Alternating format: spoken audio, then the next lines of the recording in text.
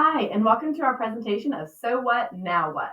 How one school transformed the MTSS process to positively impact student achievement. Before we get into our presentation, we want to take a moment just to introduce ourselves. I'm Randy Boykin. I'm one of our EIP teachers here at High Shoals. Hi, I'm Sarah Bryan. I'm the school counselor here at High Shoals. And I'm Katie Hunter. I'm the assistant principal at High Shoals Elementary. So before we enter the details of our MTSS process, we want to tell you a little bit more about our school, High Shoals Elementary School. We are a National Blue Ribbon school, and this program is from the U.S. Department of Education, which recognizes public and private elementary, middle, and high schools based on their overall academic excellence or their progress in closing achievement gaps among student subgroups. The nation's most prestigious award for K-12 schools, High Shoals was specifically recognized in the category of exemplary high performance. We are one of 5 elementary schools in the state of Georgia who received this award this year. Our presentation today will highlight some of the work happening to achieve this National Blue Ribbon School Award. High Shoals is also a Blue Ribbon Schools of Excellence. This program is designed to be a collaborative effort towards school improvement, which also encompasses the entire learning community. We are proud of what we are doing here at High Shoals and hope that you'll have some takeaways from our presentation today.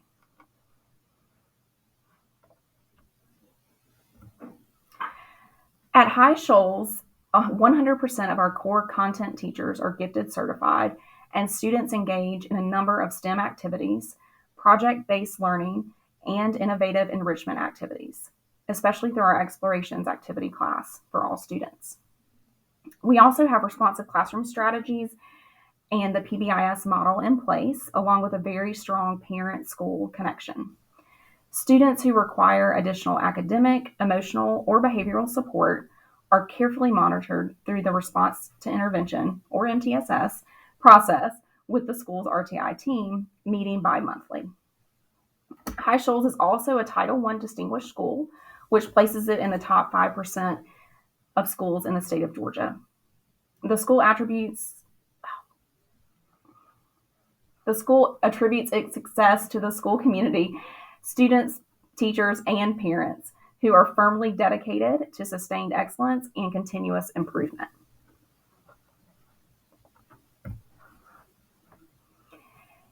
So High Shoals Elementary School, we're located in the small town of Bishop, Georgia. We have 542 students at our school. Out of those 542 students, we have 85 students who qualify for our early intervention program. In addition to these 85 students, there are also a few students per grade level that qualify for academic interventions through a demonstrated need, which is identified in their individual data or through teacher referral. So what we really want to talk to you about today is how we transformed our MTS process. And so what we're going to really look at to start is some of our data from our CCRPI score, which is what really made us ask the question of, so what? What is happening here at our school? So as you can see here, this is the overview of our CCRPI data in 2018. We received the score of 81, which is obviously still a passing score, but it was not a score that we were satisfied with for our school community. So after analyzing the reasons behind that score, we really committed ourselves to making great gains. As you can see on the overview there, one of the areas that we really needed to improve on was the achievement for all students, but specifically students involved in our MTSS process. It was that closing the gap score, which really brought our CCRPI total score down. So together, our administrators, our teachers, our support personnel really took a critical examination of the current process, and we decided it was time to make some changes. Specifically, like I mentioned before, in the closing the gaps, we noticed our economically disadvantaged and our students with disabilities subgroups were the ones who were really suffering, that weren't achieving that academic achievement that we really wanted to see for all of our students, which is what really highlighted that. So obviously the goal is that we're getting those green or even the green with the yellow star flags. But when you take a look at the summary of flags and what we have with our subgroups, we weren't seeing the achievement that we wanted to see for individual subgroups. This is just an overview of our content mastery. So again, we were doing well within each of the individual subjects you can see that like English language arts compared to mathematics definitely needed to have some improvements. And so you'll see that when we talk about some of our interventions of really looking at how we can improve our ELA scores overall. But, again, a good score for our content mastery, it was that closing the gaps that you'll see overall really brought us down a little bit. Same thing with progress. We were making progress. Our students were demonstrating growth in both ELA and math. We don't have a ton of English language learners here at our school. So you can see that there's, kind of too few students that are going to be put into that. But we were, using those student growth percentiles, and kids were making some growth as they were performing on the state milestones. So what we really did was we took a look at all of that data. And again, not a bad score, but something that we knew we could do better at. And so we kind of said, okay, so this is what's going on. This is where we're at right now. Now, what do we need to do about that? And so then that's where we wanted to take a look a little bit further. The first thing that we really did in that whole process was just take a look at what are we currently doing. So what were those tier 1 practices that all of our students were getting, and were there any changes or improvements that we needed to make in that? After we really took a closer look at our tier 1 interventions, we then looked at our tier 2 and tier 3 to kind of see, okay, well, when kids have an identified need that they're struggling in something, what can we do? What interventions are we using in order to help them? One of the big things that we noticed is that we had what we kind of labeled as umbrella interventions, that kids were pulled out for their EIP services, but they were all getting the exact same intervention regardless of where their specific struggle was. And so that's something that you'll see as we go further, that we kind of talk about aligning the struggle with the specific intervention. We also wanted to take a little look at what our mindset was. Implementing more of a growth mindset where it was more of how do we get these students back on grade level. We also, with the data that we had from our CCRPI scores and our milestones, and we use MAP as well as another piece of data, we wanted to make sure that we were using that along with progress monitoring data. And so we really wanted to see how often that we were using that within our meetings that we were having about students. And then another part that we wanted to add in and really take a look at was our school psychologist. So we're fortunate that we have a school psychologist that works with our school. We have a few within the school district. And so we really wanted to make that partnership strong where he was involved from the very beginning, instead of just, kind of learning about students as they had already demonstrated a whole lot of struggle. We wanted him involved from the very beginning of it.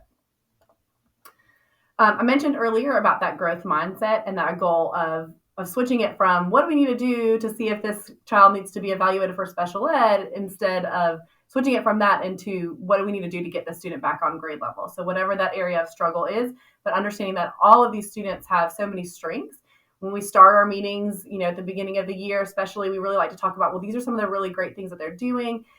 So we can really focus on those strengths to help to encourage to improve on their weaknesses. We definitely outlined a more specific process.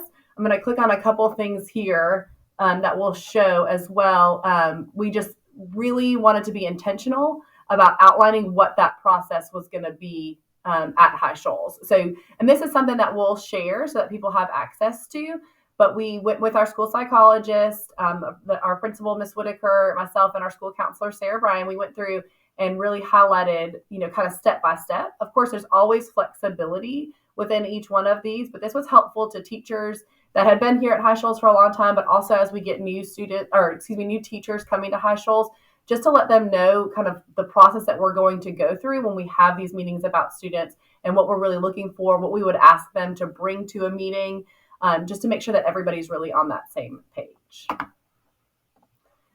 Okay, we also took a look at our protocol for when we had our meetings. So we made very intentional and specific meeting notes. This is just a sample of that. At the top, you can see we try to just get a very big overview of what's going on with the student, if they are in any special programs or have any other kind of identifications of things, or if there's other information that we know about that student. We want to also make sure that we're highlighting what the specific intervention is that they're receiving. And then as we talk about them each week when we meet, we include information about their attendance to see if that's something that may be impacting them. We look specifically at their progress monitoring data, which we'll get into a little bit more in a second, but kind of summarize it right here so that it's all in one place. We can see how they're doing on that intervention. And then any other kind of like anecdotal notes about how they're doing in class, any progress and things that they've made, we like to highlight that as well. And then lastly, just to kind of keep us in check, we try to see, are they making progress towards their goal? And this is just a really quick snapshot that says, yes, they're continuing to make progress. No, we're not really sure. We might need to look at what intervention we're providing them. Maybe we need to identify a different problem. Maybe we need to refer them to a tier 3. And it just helps us to kind of stay focused on what's our goal here, is to really look at that data and see what does the data say and what can we do to continue to support that student. We also wanted to make sure that we were intentionally aligning our struggles, or the students' struggles, what it was that they were having a hard time with that specific intervention. I mentioned before about the umbrella interventions that we were kind of looking at. And so with that too, we would progress monitor kids in all different areas. So that kind of skewed the data when it showed that, yes, for example, maybe they were really working on fluency and that was their area of struggle, but their comprehension scores were looking really good. So it looked like they were doing really well, but it was kind of puzzling that they weren't improving in that fluency area. And so we really wanted to focus on making sure that their struggle was aligned with the intervention, which was also aligned with that progress monitoring tool, to make sure that we were actually measuring what it was that we needed to measure. And then lastly, we really wanted to work on using the EIP innovative model so that we could free up some time and flexibility with all of our EIP teachers. So we have 2 full-time EIP teachers and then a half-time EIP teacher. Actually, we have 2 full-time EIP teachers. One of them is kind of like split between 2 different people, So we have essentially 2 teachers, the full-time, kind of thinking about segments, that do EIP. And so with using the innovative model through the state of Georgia, we're able to kind of free up a little bit of where they can pull kids at different times to do the interventions that they really need to do, instead of having to pull kids for an exact amount of minutes and having to really be more specific with that. We were able to get intentional and very explicit with what it was that we wanted to provide the students. This is an example of what our RTI or MTSS agenda looks like. So we have one of these spreadsheets at the top for each grade level. Obviously, you would have the students' names listed there, and it helps us to make sure that we're really meeting on every student about every other month is really our goal, or really once a month. But some of them, just depending on what that need is, it might be about every 4 to 6 weeks, I guess, is what it comes down to. So that just kind of helps us also to know in our planning process of when teachers get together that these are the kids that we're going to be talking about, so that they can be prepared to really talk about those kids and have any data or any kind of practices and stuff that the student is working on, that they can have any work samples or anything there with them. So we continued to look at also, like I mentioned before, about wanting to make sure that we had that quality tier 1 instruction. So before we could really focus on what are these interventions, we wanted to make sure that all students were getting that quality instruction. So one of the other things that we really wanted to analyze was what practices are expected for all students. So we kind of call this our RTI toolbox. And specifically what we did was outline what are the tier 1 expectations, again, for all students in Oconee County schools, but specifically within our school of High Shoals. And this was just kind of looking back at each subject. We've got reading, we've got our math, and we have writing. And then we've also really started that with our behavior goals as well, for we have kids that are working through the MTSS process on behavior. We wanted to make sure that there's the same, all again on that same page of this is what all students should be getting. For example, just, conferencing in small group doesn't need to be an intervention, because that's something that all students need to get. That's how the majority of their instruction really should be in those differentiated small group instructional groups.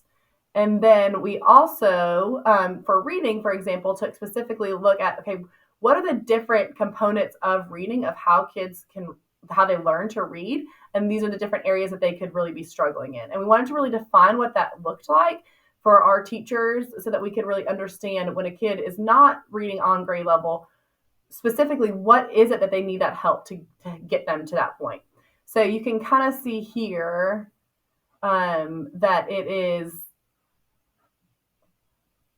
perfect. You can kind of see just some information about each of these different components, and you can see, the signs that students might be struggling with, some different screeners that we have available, so that, if we needed to kind of find out a little bit more, and then just some kind of potential interventions that we might use. And we'll talk a little bit more about interventions that we really use more often as we go through the presentation. But these are just some different interventions that are available that we might have that we could use. And then again, lining it up with those progress monitoring tools so that we're really progress monitoring them in that specific area. And then lastly, just a little bit more of some different strategies and other information that could be helpful to teachers, our EIP teachers, really all of us as we're trying to kind of, look at, again, what that child is really struggling with and how we can really try to help them as best as we can. Then we also, one thing that Miss Whitaker, our school principal, and I do is, when we have specific things that we want teachers to be working on, for example, differentiated small groups and our guided reading groups, since if you remember back from our CCRPI data, we noticed that our English language arts scores were a little bit lower than our math scores. We just set up a very simple Google form, which would be something that would be very easy that anybody, can kind of copy this and then be able to make it into their own. When we would just kind of do those informal walkthroughs, not like our TEKS walkthroughs or anything like that, but we try to get in and out of the classrooms as much as we can. We could kind of take a look at what is it that kids are doing. We also were, really wanting to look at our technology use and really making sure that these are things that kids are accessing, any of the programs that either the school or the district has purchased. And so this just gives us a really quick snapshot. And then we use this data when we talk to teachers about, what it is that they're doing in the classroom. But for our MTSS process, we really wanted to look at, again, those, tier 1 strategies to make sure that all of those kids were getting those tier 1 strategies like they should be, like we had it really planned out. And then when a teacher wants to bring a child up into, for us to talk about and kind of analyze a little bit, we have a very quick problem identification form. So a lot of our students obviously, qualify for EIP through, looking at their data and things like that. But we also have the opportunity for teachers to fill out a problem identification form, which again helps us as the MTSS team to get a little bit more of a specific idea of what is going on with them. So how can we really be intentional? You'll hear us kind of say that specific need and specific struggle and being intentional with that, over and over again. So this is a form, and I'm going to just kind of click through. So you can see we really have broken down, again, the components of reading to see, okay, what is it that they're really struggling with? Same with written expression, goes on through math, and just kind of have broken it down to lots of the different domains or the different things that they're going to be working on in class. So again, we can make sure that when it comes to providing them with an intervention, we are providing them with a specific intervention for them. We even include information on processing so that we can make sure, we do have some kids, for example, that receive some MTSS for their handwriting because it is impacting their academic, achievement and their ability to perform in class.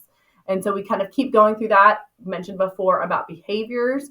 So if we want to kind of find out a little bit more about social behaviors, want to find out a little bit more about their learning behaviors, and we really want to kind of find out what has already happened in the classroom. So what has the teacher really already done to try to address what they see as the problem? What kind of progress have they maybe seen? What other factors might be impacting the students' learning? For example, it's good for us to know, that they've missed the last couple weeks of school. I mean, that's obviously could be a really big impact on their learning. So any of that information, the more the teacher can give us then we're able to really look at that as we kind of make those decisions about what those interventions might be needed for that student, how often they might need that intervention, kind of the intensity and frequency of it as well.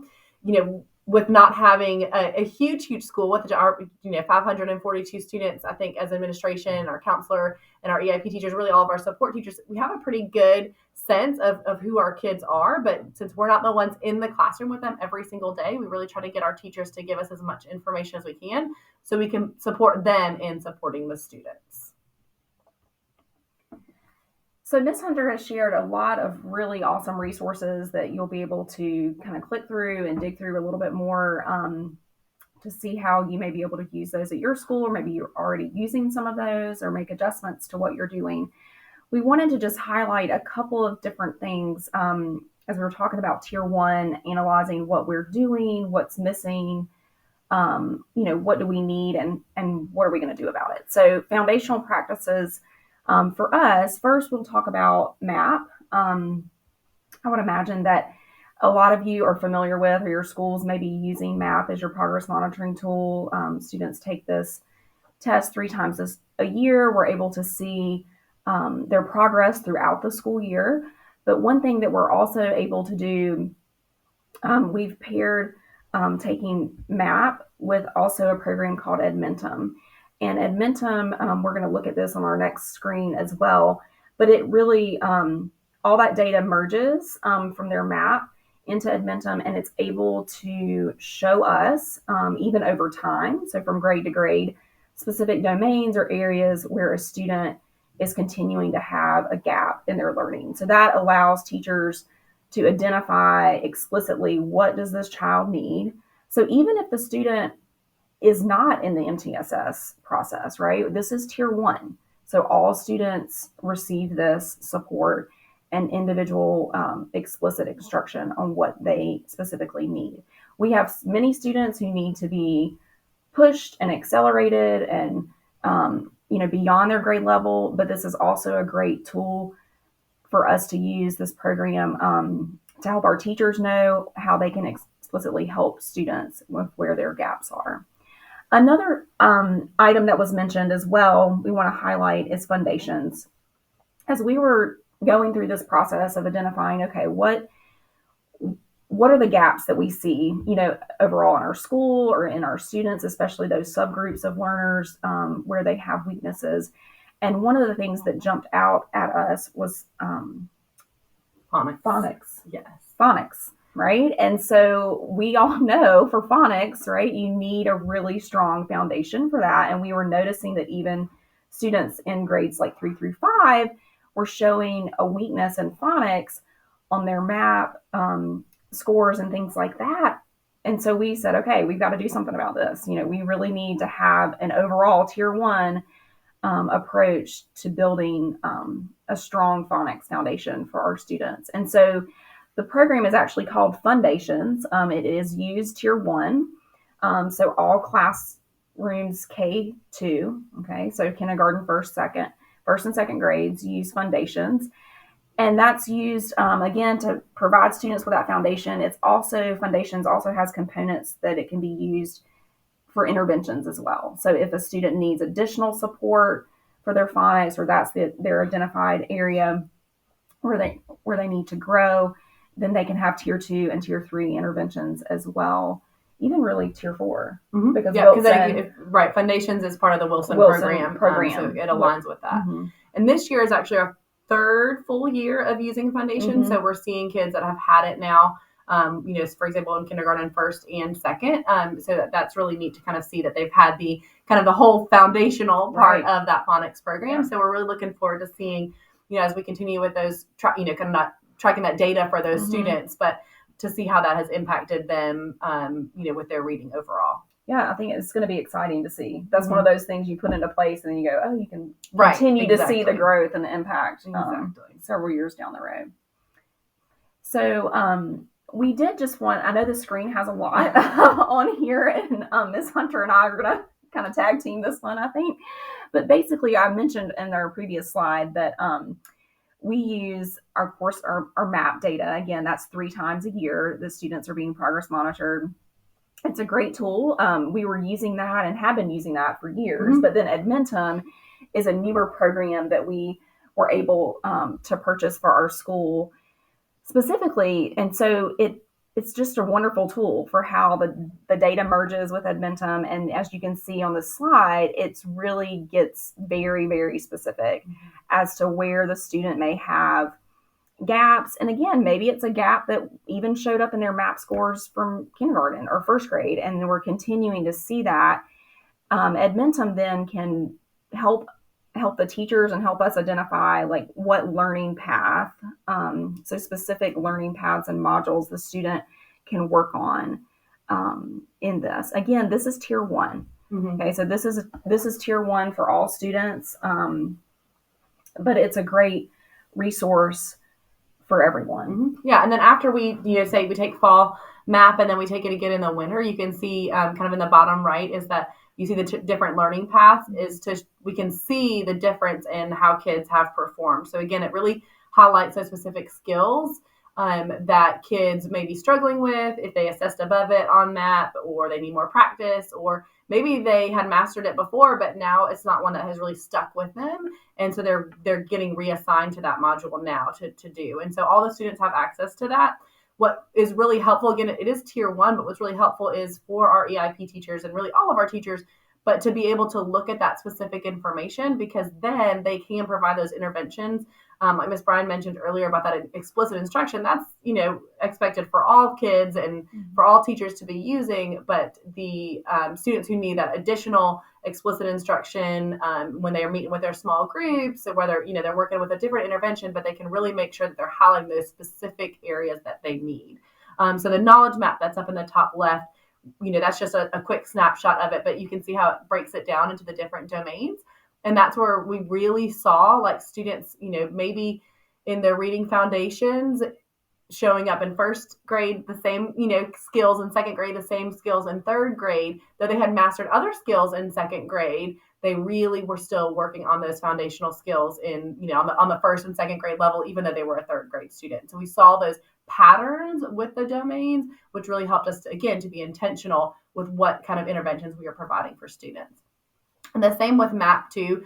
It does highlight to you those specific standards that either the kids are ready to, be able to be challenged with and pushed a little bit more, or that they need a little bit more, instruction in order to develop those specific skills. So we just really want to highlight and, just kind of encourage everybody to really look at those specific things that are coming out from that data that you're getting from MAP, because it really does give you big data. Of course, there's always, it's a one test, it's one thing, and we'll talk all about the other data that we use here in a little bit. But again, it highlights so much that can help schools to be really intentional with what they're doing.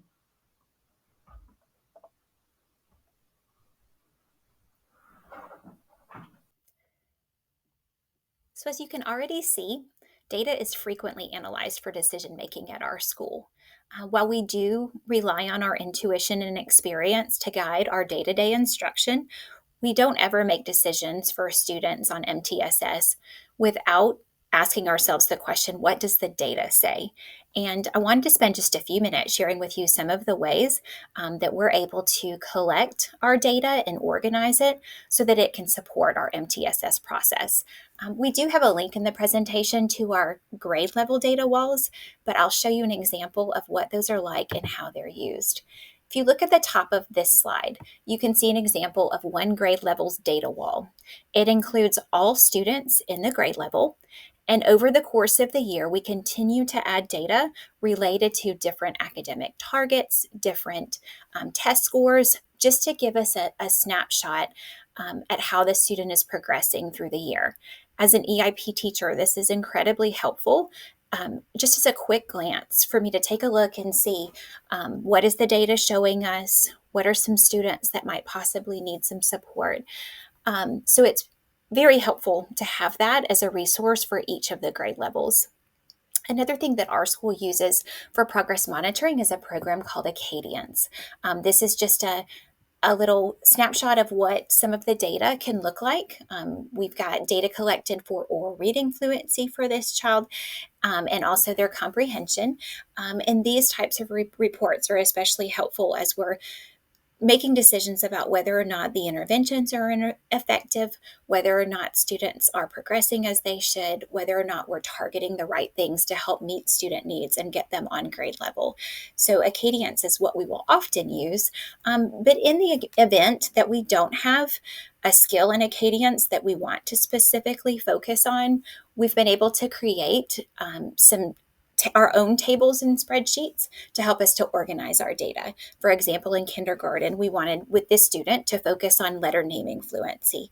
And so we just created our own graph and we refer to the graph often. We use it as a place to organize our data and enter it in so that the entire MTSS team can look at that when we meet and talk about how the student is progressing with our targeted interventions. I've already spoken a bit about the Acadience data that we use. Another program that we use to monitor our students' reading progress is the Fountas and Pinnell, or FNP, reading levels. As you can see below in this chart, each student on our data wall has a specific area where we can look at their reading level and how it's progressing throughout the school year. We use Fountas and Pinnell for all students in grades kindergarten through third. We also use it for fourth and fifth if we're trying to figure out whether or not a student that's reading below grade level is progressing toward getting closer to being on grade level. We also will collect data on sight words. That's one of the ways that we can progress monitor that specific target or goal. The picture shown above here is one of the graphs that we're able to access through our NWEA or MAP program. If you're familiar with MAP, you know that it is a benchmarking system that can be used 3 times through the year just to see how students are progressing with reading, math, and then language arts if they're a 2nd through 5th grader.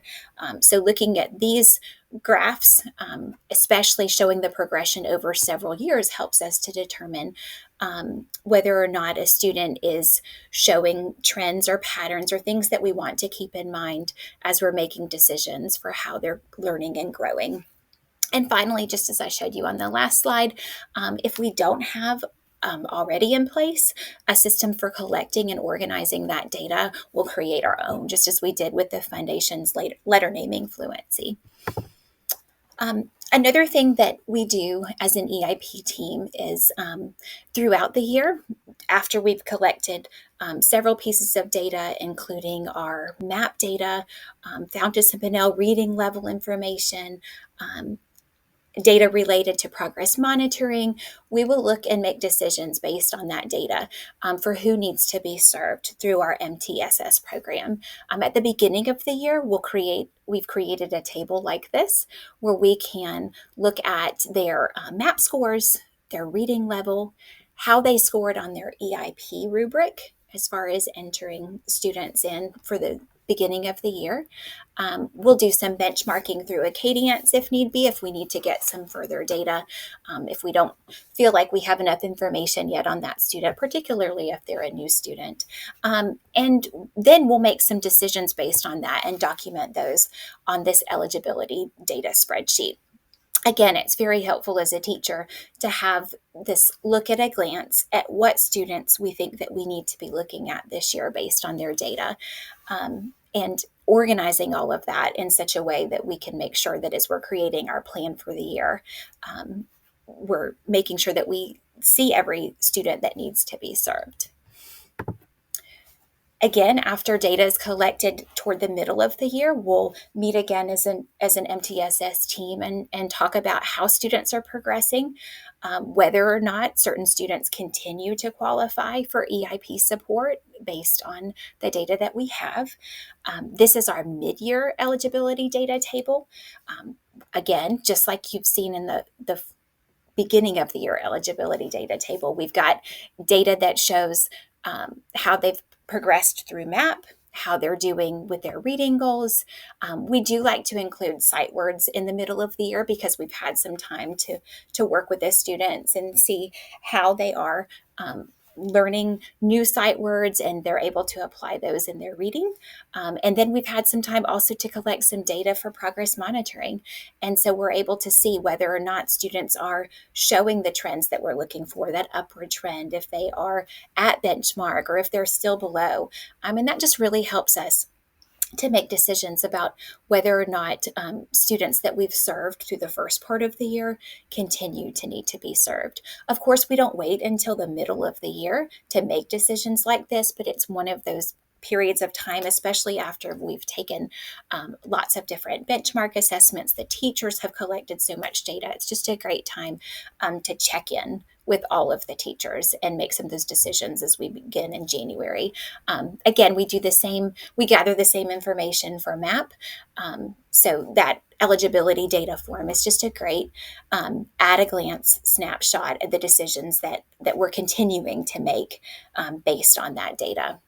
And finally, at the end of the year, all of the EIP teachers at our school will help to create this end of the year summary. It's very comprehensive in including the interventions that were used, how often they were used, what specific focuses we had for that student in reading and or math. And it's, again, something that's helpful for us as we take a look back at what we've done throughout the year, but also it's incredibly helpful in that we've formatted it so that it creates summary sheets for each student. So as you can see on the next slide, once all of that information is inputted, the teacher that serves that student next year has this at a glance look at what kind of interventions were provided in the year before, the previous year, and how the student responded to those interventions. That way, the teacher isn't starting off from square one, not quite certain of how the student was served last year, what kind of interventions were helpful. It just gives the teacher a great look at where that student was at the end of the previous school year and kind of have an idea of what to expect as they're coming into the new one. Now that we've shown you some of the ways that we collect our data and organize it for our MTSS process, we also wanted to share just a few ideas that we have about interventions that are provided for students on tiers 2 and 3. As we've revamped our MTSS process, we've tried to make sure that all of the interventions that we provide are intentionally matched to student need. Once we've collected all of this data and we know what our students are struggling with, we want to make sure that the interventions that we're providing are going to support them. And we really want to make sure that what we're doing is making a difference in helping that student to get closer to or on grade level. One of the interventions that we provide for many of our readers, especially those in kindergarten through third grade, is LLI, or leveled literacy instruction. Essentially, this is just an additional guided reading group for our students that are in our EIP program. The groups are no more than 3 to 4 students. What's beneficial about this is that it supports students in all targeted reading areas. We can group students based on student need. Obviously, they're grouped based on their reading level, and these levels align with the Fountas and Pinnell benchmarking that we're already doing school-wide. So we find that to be just a great means of supporting our students who are struggling with any of the reading areas. If we're getting specific in the ways that we target some of the different areas of reading, comprehension being one of the first ones, some of the interventions that we use include SRA, RAS Kids, and then we've also begun to use Reading Eggs and Reading Express for our students, especially those in grades kindergarten through third grade. If we're looking at accuracy, if we have found that a student is struggling with their reading accuracy, a few of the interventions that we'll provide are really helping to teach the students rules for syllabication, looking at those chunks of words. We'll also use Reading Eggs and the Fast Phonics component to support our students who need that extra support with accuracy, that phonological or phonemic awareness development. Through our Foundations program that we use, as EIP teachers, will provide a double dose of their Foundations lessons for our students, specifically those in kindergarten and first grade. The Foundations program also offers some tier intervention activities and a schedule, and we will provide that for our students as well, just to give them that additional support for accuracy. And then finally, we'll often use the Making Words intervention to help our students to understand words better, to create those and build those and see those spelling patterns that will support their accuracy. If we're addressing a need for fluency, again, Foundations has some tier intervention activities that can address that. These interventions include letter sound, letter naming fluency, nonsense word fluency, also trick words, as they're called through the Foundations program, are those sight words and sight word phrases. So there's lots of different ways, even for our youngest students, that we can provide that fluency support. RAS Kids also offers some great ways to support fluency in that they can listen to the story being read and then have a chance to read it to themselves. And finally, through either Flipgrid or RAS Kids, we give the students the chance to practice some repeated readings where they're listening to the text being read and then having a chance to read that text more than once to build their fluency. For vocabulary, a couple things that we'll use in addition to the SRA that we've already talked about is Flocabulary. It's a new program that our school is trying, and we find it to be especially effective because it offers so many different types of words. It offers grade level vocabulary that we can focus on to help those students that are struggling with word meaning and understanding. For writing and spelling, a couple of the interventions that we'll use include Words Their Way, and then also Foundations handwriting. Those are often provided more in a one-on-one or very small group setting, just because the students' needs are so individual or specific in that way.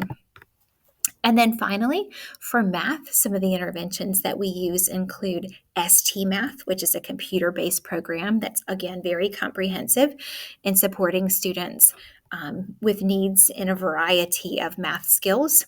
Do the Math is great for providing number sense and helping students with math operations, learning how to work with numbers in that way. Reflex is great for building that math fluency. And finally, the NZ Numeracy project. Those activities are also great in targeting specific student need.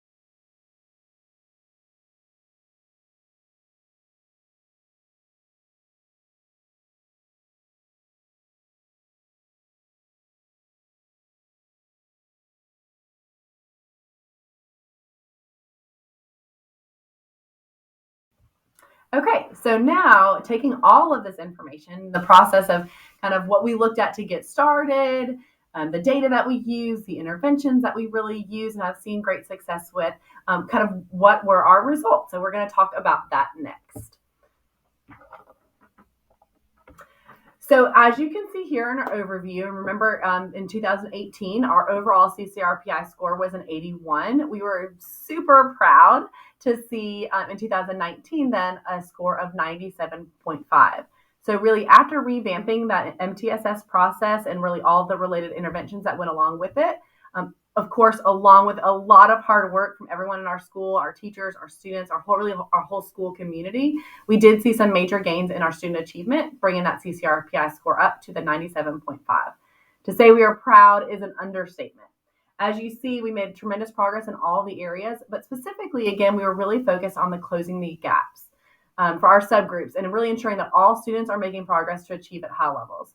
So we think focusing on the MTSS process helped us to authentically address student needs and really intentionally support every single student. We'll take a little closer look at each one of these components. The biggest one, like we talked about before, was really that closing the gaps. And if you remember from the very beginning, and we'll show you a comparison here in just a second, we had a lot of red flags and some yellow flags within each of our subgroups. And so you can see not only did our subgroups meet their improvement targets, but within our economically disadvantaged and our students with disability, they also met that 6% improvement target. So that was just really something that we were really proud of.